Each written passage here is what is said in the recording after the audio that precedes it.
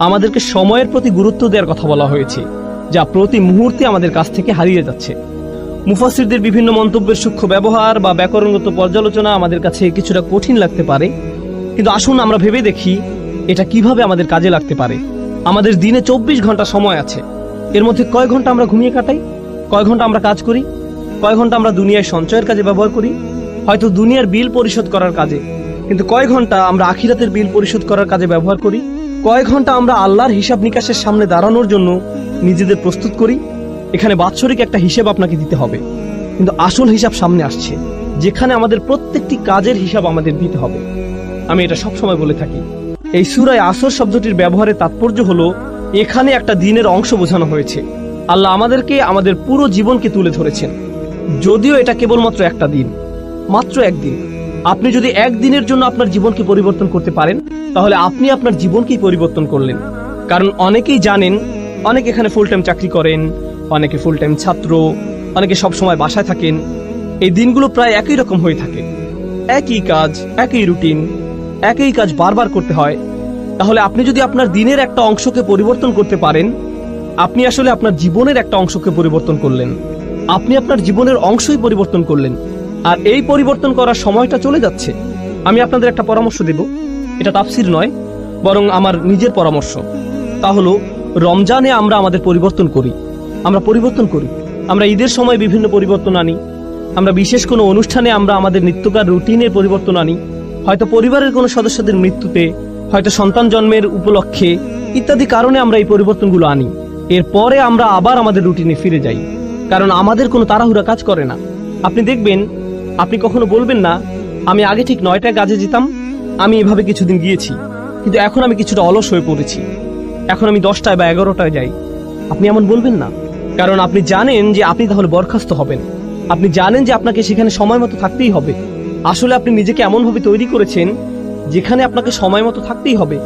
আপনার প্রতিদিন সেখানে সময় মতো উপস্থিত হওয়া ছাড়া কোনো উপায় নেই, এছাড়া আপনার কোনো পথ নেই। এভাবে ভাবার কারণে আপনার ধারাবাহিকতা ধরে রাখা সহজ হয়েছে। এখন আর এটা তেমন কোনো কঠিন বিষয় নয়, আপনাকে এটা করতেই হবে। এই নিয়ে দুইবার ভাবার প্রয়োজনও নেই। কেউ আপনাকে হয়তো বলল, ভাই তুমি এটা কিভাবে পারো? আমাকে এটা করতেই হবে। কিভাবে পারি জানি না, আমাকে শুধু এটা এভাবেই করতে হয়। আমরা যদি সত্যিকার অর্থে বিশ্বাস করি, যেভাবে আমরা বিশ্বাস করি যে আমরা যদি সময় মতো উপস্থিত হতে না পারি তাহলে আমরা চাকরি হারাবো, আমরা যদি সত্যি সত্যি বিশ্বাস করি আমরা একটা ক্ষতির দিকে এগিয়ে যাচ্ছি, আর এখানে এমন কিছু আচরণ আছে যা আমাদের মধ্যে আনতে হবে, যেমন নামাজে নিয়মিত হওয়া, উদাহরণস্বরূপ খারাপ কাজ থেকে বিরত থাকা। যদি আমরা সত্যিই বিশ্বাস করি যে আমাদের আচরণের পরিবর্তন না হয়, তাহলে আমরা ক্ষতির মধ্যে পড়ে যাব, যেভাবে আমরা চাকরি হারাই।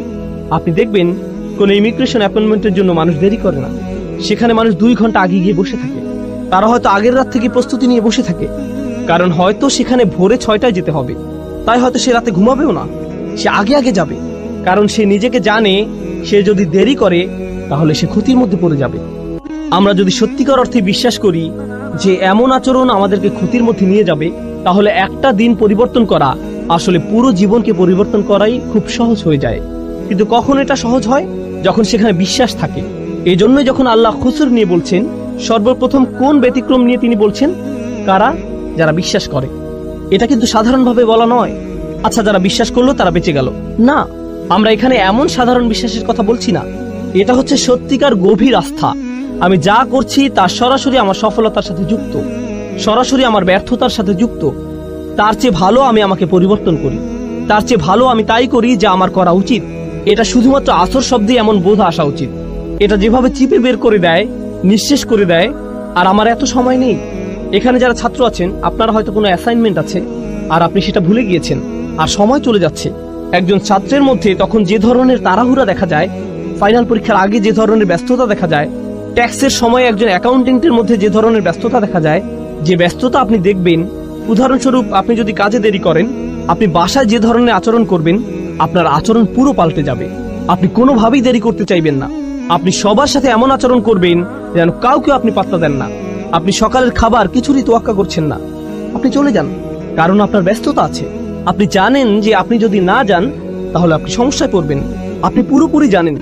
আমাদেরকে এই আস্থা নিজের দিনের ব্যাপারেও আনতে হবে। আপনার বস যদি আপনাকে বলে, আমি কসম করে বলছি তোমার সমস্যা হবে, যদি আপনার বস এটা বলে, সে যদি বলে